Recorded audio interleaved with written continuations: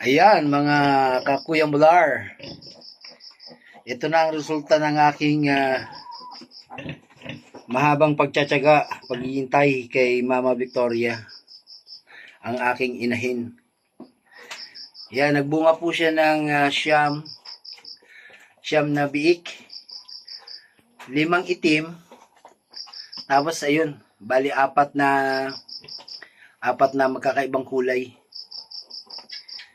May pula, tapos yung isa batik na may itim, yung isa hati, dalawa sila.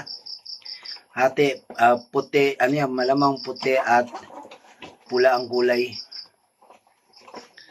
Ayan po, at salamat sa nagbigay ng pahintulot na at pagkakataon na pinagkaloob po sa akin. Ayan po sila, 9 na piraso po yan.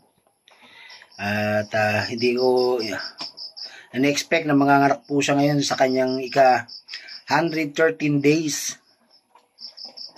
Dahil wala po ako nakikitang mga pangitain na kagaya nung nakikita ko sa iba na magang-maga yung kanyang perta. The same time, may mga lumalabas na kung ano man meron lumalabas sa kanyang perta. Kaya nasurprise ako kanina umaga, mga bandang alas 11 ng tanghali. At nakita ko nag-deliver na po siya ng kanyang mga supling. Ayan.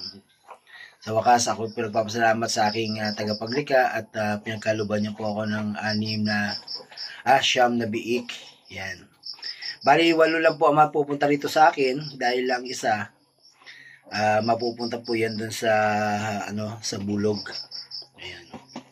Ayan na po si Mama Victoria, ng aking victory hug, victory pig. Pinagkaluban niya ako ng siyam. Ayan. Mabait po yan si Victoria. Yan po. Pagod siya. Napagod siya sa kanyang pag-deliver ng siyam. Okay guys, maraming salamat po sa inyong panonood dyan. Ito po ang inyong Kuya Mular. Sa muli, ito po ang aking panimulang kabuhayan. Ayan, maraming salamat po sa tatangkilik, manonood. Please like and subscribe. Bye. And comment, mag-comment po kayo.